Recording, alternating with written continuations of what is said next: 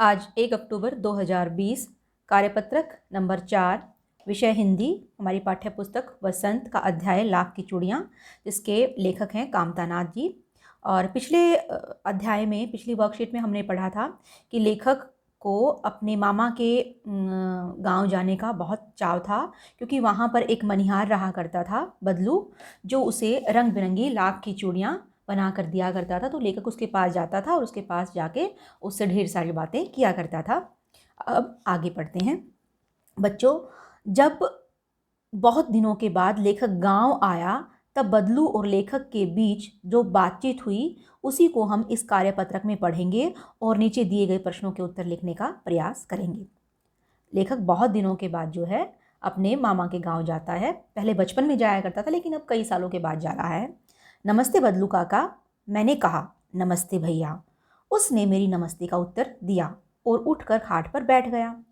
परंतु उसने मुझे पहचाना नहीं और देर तक मेरी ओर निहारता रहा मतलब देखता रहा। मैं हूँ जनार्दन काका, आपके पास से गोलियां बनवा कर ले जाता था ना। मैंने अपना परिचय दिया।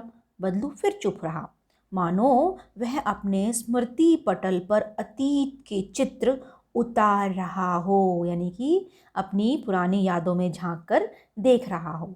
और तब एकदम बोल पड़ा, आओ आओ लल्ला, बैठो। मतलब उसको याद आ गया, बहुत दिन बाद गांव आए। हाँ, इधर आना नहीं हो सका काका, मैंने चारपाई पर बैठते हुए उत्तर दिया। कुछ देर तक फिर शांति रही।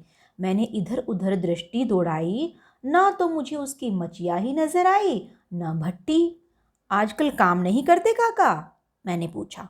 नहीं लला, काम तो कई साल से बंद है। मेरी बनाई हुई चूड़ियाँ कोई पूछे तब तो। गांव गांव में कांच का प्रचार जो हो गया है। वह कुछ देर चुप रहा, फिर बोला, मशीन युग है ना यह लला, आजकल सब काम मशीन से होता है। खेत भी मशीन से जोते जाते हैं, और फिर जो सुंदरता कांच की चूड़ियों में होती है, लाख में कहाँ संभव है। लेकिन कांच बड़ा खतरनाक होता है, बड़ी जल्दी टूट जाता है, मैंने कहा। नाजुक तो फिर होता ही है लला। कहते कहते उसे खांसी आ गई और वह देर तक खांसता रहा। मुझे लगा उसे दमा है, यानी कि कोई बीमारी है खांसी वाली।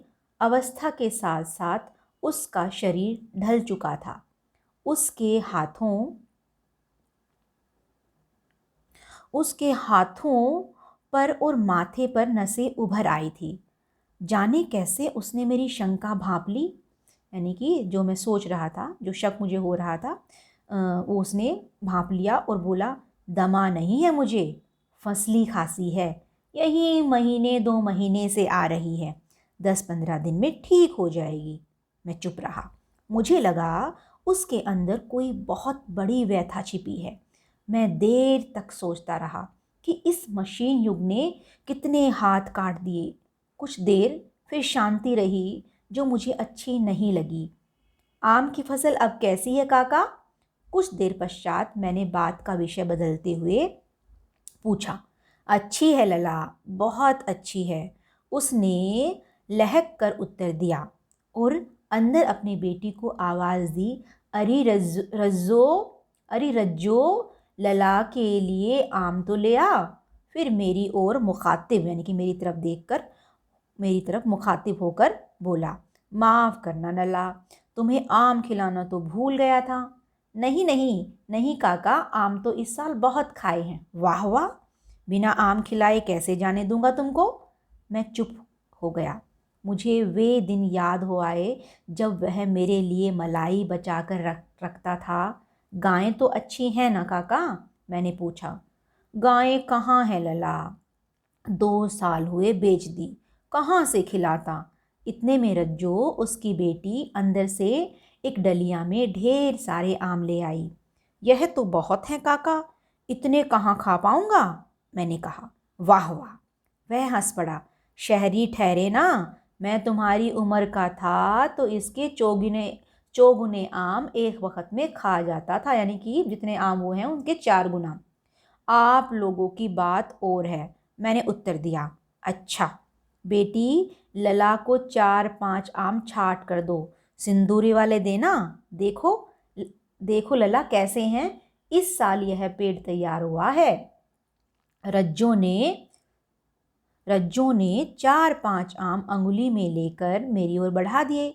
आम लेने के लिए मैंने हाथ बढ़ाया तो मेरी निगाह एक क्षण के लिए उसके हाथों पर ठिठक गई। गोरी गोरी कलाइयों पर लाख की चूड़ियाँ बहुत फब रही थी। बदलू ने मेरी दृष्टि देख ली, यानी कि जहाँ मैं देख रहा था बदलू ने वहाँ देख लिया और बोल पड़ा, यही आखिरी जोड़ा बनाया था जमींदार साहब की बेटी के विवाह पर। 10 आने पैसे मुझको दे रहा था। मैंने जोड़ा नहीं दिया, कहा शहर से ले आओ।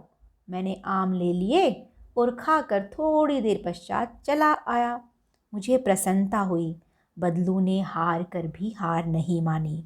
उसका व्यक्तित्व कांच की चूड़ियों जैसा ना था कि आसानी से टूट जाए। अब ये इसके प्रश्न है बच्चों, ये 4 प्रश्न दिए हुए हैं और मैंने यहाँ पर इनके उत्तर लिख लिए हैं। पहला प्रश्न है, बदलू के मन में ऐसी कौन सी व्यथा थी जो लेखक से छिपी न रह सकी। उत्तर, बदलू उसके मामा के गांव में लाख की चूड़ियाँ बनाने वाला श्रेष्ठ कारीगर था, श्रेष्ठ मनीहार था, यानी कि जो चूड़ियाँ बनाता था। लाख की चूड़ियाँ बनाना उसका खानदानी पेशा था, परंतु मशीनों के आने से लाख की चूड़ियों का स्थान कांच की सुंदर सुंदर चूड़ियों ने ले लिया। उसके व्यवसाय का अंत हो गया, यानी कि उसका जो रोजगार था वो खत्म हो गया और वह बेरोजगार हो गया। बदलू के मन की यह व्यथा लेखक से छिपी न रह सकी।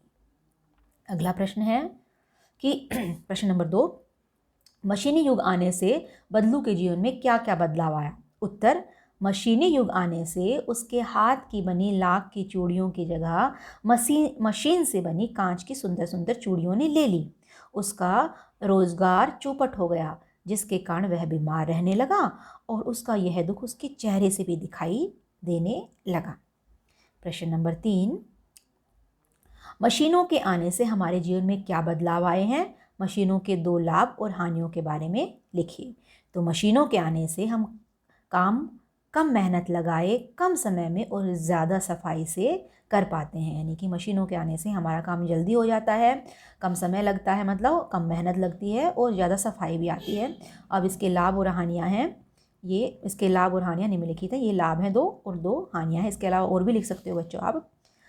पहला लाभ है, जीवन में ज़्यादा आराम हो गया है, यानी कि मशीनें जल्दी से काम कर देती हैं, कम समय में मेहनत नहीं लगती और काम बेहतर होता है और गलती भी नहीं होती। और हानि है, यानी कि नुकसान क्या है कि हाथ से काम करने वालों का रोजगार छिन गया है, यानी कि जो लोग जिनका पेशा खानदानी पेशा था कि वो हाथ से बनाते थे जो काम, ठीक है, वो हाथ से करते थे, वो अब छूट गया क्योंकि उनका स्थान मशीनों ने ले लिया है और मशीनों से बड़ी बड़ी फैक्ट्रियाँ उस काम को बहुत जल्दी जल्दी से कर देती हैं, तो वो अब जो हाथ से काम करने वालों का रोज़गार वो ख़त्म हो गया। दूसरा है, मशीनीकरण के प्रभाव के कारण हम आलसी होते जा रहे हैं, यानी कि शारीरिक श्रम करने की जो आदत है वो छूट गई है। अगला प्रश्न है, बदलू ने हार कर भी हार नहीं मानी, लेखक को कैसे पता लगा।